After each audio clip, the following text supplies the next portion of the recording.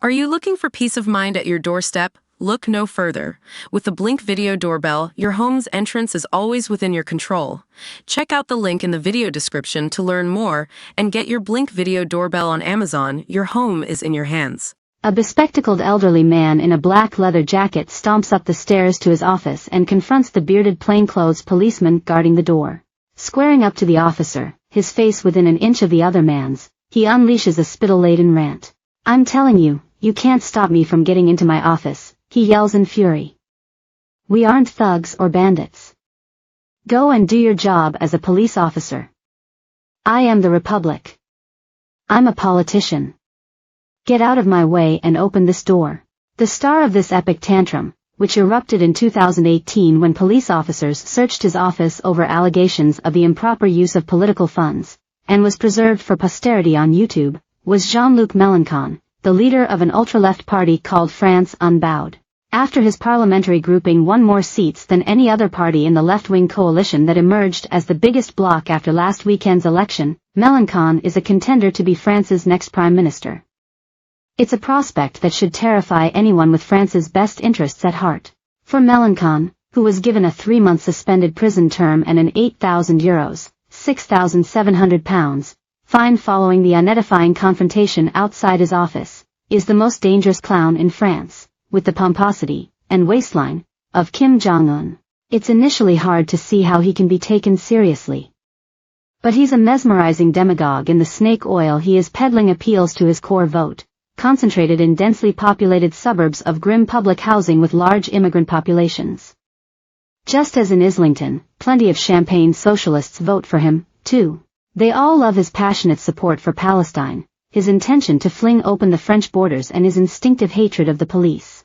Speaking of his intention to immediately lower the pension age to 60, which would bankrupt the state, Melenchon warned that any deputies who dare to vote against it will be named, registered and handed over to the people.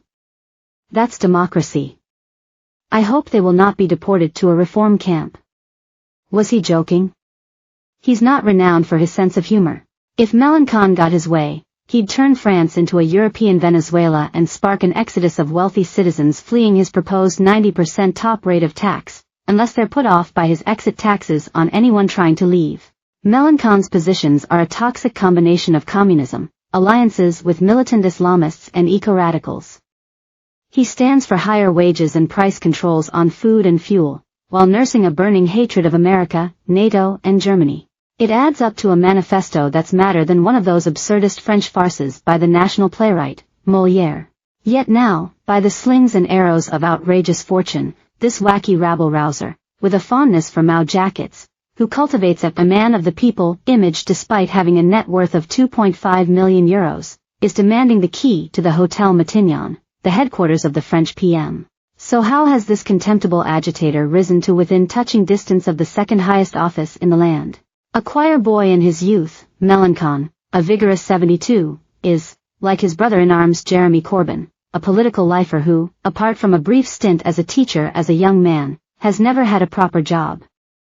A member of the Internationalist Communist Organization, OCI, a Trotskyist political party, from 1972 to 1976, he then joined the Socialist Party before splitting to found the Left Party, a coalition that allied itself with the French Communist Party.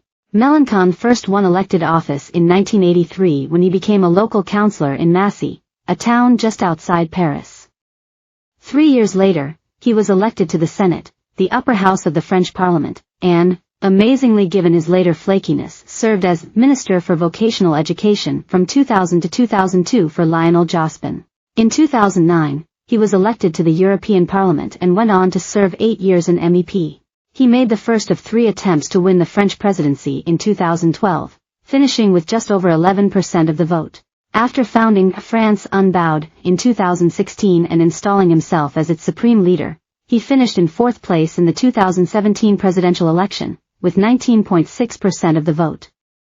He made his 3rd and final presidential bid in 2022, winning 22% of the vote but failed to reach the second round. It is fair to say that,